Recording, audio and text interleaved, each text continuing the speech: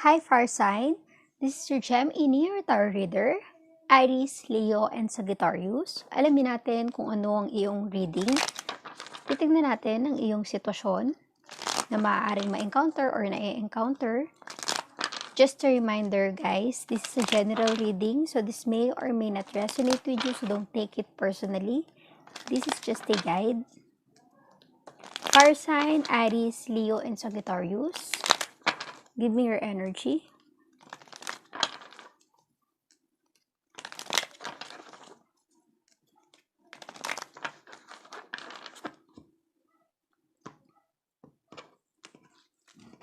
Far Sign. Let us see. There's the moon. You have the moon in your energy. The Tower. The Lovers.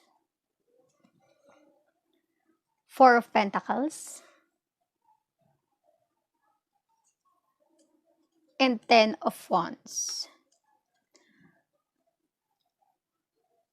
Fire sign, there's a strong sign ng Pisces with the moon.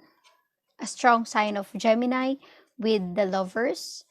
An earth sign with Four of Pentacles. Taurus, Virgo, and Capricorn. And a fire sign with Wands, Aries, Leo, and Sagittarius. Tingin ko there's going on between you and your person. Yung karelasyon mo, yung meron kang commitment sa taong ito. Parang may nangyayari sa inyo ngayon sa relationship nyo na there's a sudden change. Maaaring nagbago, nag-iba ang pakikitungo nyo sa isa't isa. Sudden change is something na hindi usual. Sudden change is biglaang dumating, nangyari sa inyong sitwasyon, sa inyong buhay. Yung para ka na bigla, hindi mo ini-expect, hindi mo inaasahan. Kasi you have the moon, fire sign, you have the moon, meaning to say, there is something hidden sa sitwasyon na na-encounter nyo, na nangyari sa inyo. Kaya you have this kind of energy na sudden change kasi nabigla ka eh. Nung nalaman mo itong hidden message, hidden information, may nangyari sa inyong connection ng person mo. You have the Lovers. Someone you love. Someone na hindi mo basta-basta i-give up yung person na ito. Pero what if nangyari yung sitwasyon na ito na biglang may ganitong sudden change na na-encounter ng relationship nyo, ang tanong, kakayanin nyo ba? Ten of Wands. Diba? Pilit nyong kinakaya. Fire sign. Pilit nyong kinukompose ang sarili nyo para maiayos nyo yung relationship nyo. Kung ano man yan, kung ano man yung napagdadaanan nyo sa inyong relasyon ngayon, tingin ko parang hindi kayo basta-basta nag-give up. You're still holding on sa connection nyo. Even though, siguro itong sudden change na ito na hindi mo alam, biglang lumitaw sa buhay nyo, nabigla ka pero hindi ka nagpapadala. Pilit nyong kinakaya na ma-overcome, malagpasan yung challenges na yan. Alamin natin. Fire sign, Aries, Leo, Sagittarius. You have Page of Pentacles. Death. Page of Wands. Two of Swords. And Ace of Pentacles. So I'm seeing here, fire sign, your energy right now is not a negative impact sa inyong relationship. This is something na an opportunity. I'm seeing here, fire sign, there's an opportunity sa iyong career. Maaaring ngayon, dati hindi mo alam anong patutunguhan mo. Wala kang kasiguraduhan sa buhay mo. Pero ngayon, dumating itong new opportunity na to sa'yo. Diba, biglaang dumating sa buhay mo nang hindi mo ine-expect, hindi mo inaasahan. Bigla mong na-realize na meron ka palang ganitong opportunity. May chance pala na makuha mo itong career or business passion in life. Kung ano man yung opportunity na yan, this is something na maaring nagpabago ng desisyon mo sa buhay. You have the Tower and Death. Gaya na sabi ko, the Tower is a sudden change. The Tower is something na kaya nangyayari kasi may dahilan. May purpose. May dahilan kung bakit nangyayari yun sa buhay natin para ilid tayo sa tamang daan. Eto nga, gaya na sabi ko, ang sudden change na nangyayari sa inyo is nilid kayo for a new beginning sa inyong buhay, sa inyong sitwasyon ngayon, fire sign. New career, new opportunities. Diba? That's a good sign. That's a good energy. Pero, along the way, yun na nga, doon na nga na pumapasok yung nagkakaroon kayo ng maaring disagreement or pagninilay-nilay sa mga plano sa buhay. Dati kasi sigurado na kayo na itong plano nyo, then sudden change hits you, diba? May opportunity dumating, ile-let go nyo ba ang opportunity na yon, ang bihirang chance na ibinigay sa inyo? That is something na pinag-iisipan nyo mabuti. Itong connection nyo, fire sign, parang sa ngayon, there's a passion na dumating sa buhay mo, may opportunity na dumating sa buhay mo, parang gusto mong i-take yung chance. Pero you have to decide kasi you have this kind of energy na you are in a relationship and at the same time, you have this kind of opportunity.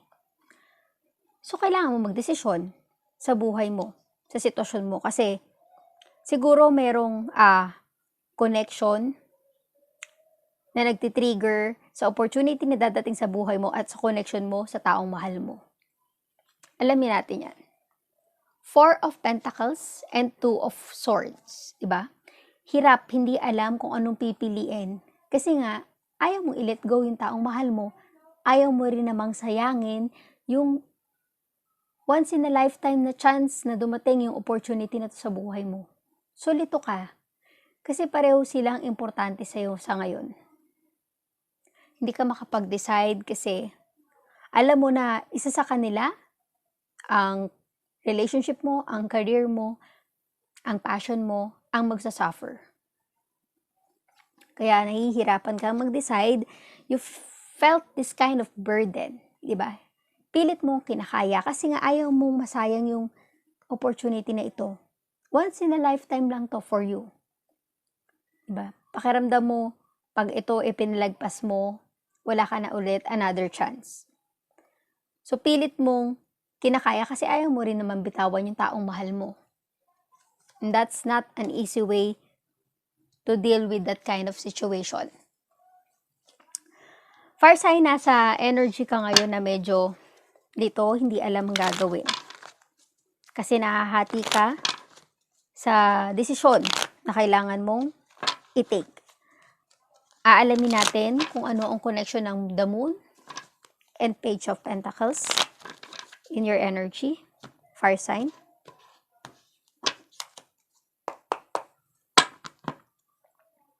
Three of Wands, di ba? Tahakin mo yung landas na para sa'yo. Sundin mo yung new opportunity dumating sa buhay mo. Baka ito ang magbibigay sa'yo ng mga bagay na pinakatatagal mo ng pinagdadasal. Yung parang pangarap mo. Diba? Try to explore. Try to consider. Ang nakikita ko dito, try to consider this new opportunity. Kasi minsan lang yan dumating sa buhay natin. With the Tower and Death, Knight of Swords, diba? Take action. With this new beginning in your life, you have sudden change. May nangyari sa sitwasyon mo na nag-lead sa'yo for a new beginning, new hope, bagong pag-asa, then make a move. Diba? Knight of Swords, make a move, take action. Also, you have an air sign involved sa iyong energy. Gemini, Libra, Aquarius. And there's an earth sign, Taurus, Virgo, Capricorn. Tignan natin ng the Lovers and Page of Wands. 7 of Swords. Again, an air sign. Kasi undecided ka. Hindi mo alam kung sino ang pipiliin mo sa dalawa, kaya you're sneaking. Parang gumagawa ka ng way para pareho mong mabigay yung mga pangangailangan ng dalawang energy na ito. Ang iyong love life at ang iyong passion. Diba? Ang iyong feelings at ang iyong pangarap. So, nag-sneak ka. Diba? Kaya nakikita mo yung energy mo, pilit mong kinakaya, nagdo-double time ka, para pareho mong mapasaya ang taong mahal mo at ang sarili mo. Kasi hindi ka makapili eh. Tinatry mo yung best mo para makayanan mo. Pero hindi yan magtatagal, fire sign. Tandaan mo kapag ang isang energy masyado nang na-exhaust, bibitaw at bibitaw yan. Kailangan mo mag-decide para hindi ka ma-exhaust ang energy mo. Alamin natin ang 4 of Pentacles and 2 of Swords. 2 of Cups. You have to decide. You have a water sign. Cancer, Scorpio, Pisces. Hindi ka makapili kasi pareho mo silang mahal. Parehong feelings yung nararamdaman mo dahil this is your passion in life, yung matagal mo nang pinapangarap na dumating sa buhay mo. You're holding on with that energy and also you're holding on sa relationship mo ngayon with your person. You have to decide. Either way, kailangan yung mag-usap ng partner mo para mapag-usapan yung mga hakbang sa inyong sitwasyon. Tignan natin ang 10 of Wands and Ace of Pentacles. Judgment, gaya ng sabi ko, you need to decide. Hindi mo pwedeng patagalin ang sitwasyon na alanganin ka, nasa alanganing sitwasyon. Kung kaya mo na mag-decide ka na, fire sign, Aries, Leo, and Sagittarius. Alamin natin ang mabibigay na advice ng Oracle or messages from Oracle. Give me some messages, Oracle. Fire sign. Okay, messages for fire sign. Give me some messages for fire sign. Messages. Give me some messages for fire sign. Messages for fire sign.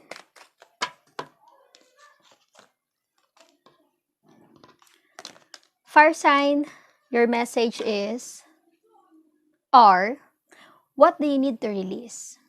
Ano yung kailangan mo i-let go? Alam ko, fire sign, alam mo kung ano yung kailangan mong i-let go for you to move forward. I'm not saying na pumili ka sa isa at i-let go mo ang isa. Meaning to say, what do you need to release? Release of being free from this undecided energy. Yung hindi makapag-decide. Diba? Yung lito. Lito, hirap makapag-decide. Confused. That is a kind of energy na walang patutunguhan. That is a negative energy. Kasi hindi ka sigurado eh. So, what do you need to release? Ano yung kailangan mo i-let go? Your hard work is paying off. Kasi wag kang mag-alala, ano man ang maging desisyon mo, kung yun talaga ang meant for you, magiging maganda ang kalalabasan nun. Magiging maganda ang outcome nun. Adjustments are required. Diba? If you need to decide on something, you need to adjust. Kailangan marunong tayong makisabay sa agos ng buhay. Your dreams need a practical plan.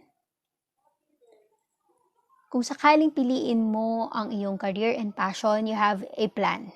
You need to have a plan. Kung sakaling piliin mo ang long-term commitment with your partner, kailangan mo rin ng magandang plano. Every decision to make, kailangan talaga ng plano. Para kung ano man ang mangyari, may mag-failed man sa plano mo, alam mo kung anong gagawin. Diba? May mga option ka na pwede mong i-take kapag may plano ka. Kung madadapa ka, kaya mo ulit bumangon. Kasi alam mo yung plano mo eh. So you have to need a practical plan. Fire sign, you are very close to achieving your goal. Siguro unti-unti mo nang nare-realize kung ano ang dapat mong gawin sa iyong sitwasyon.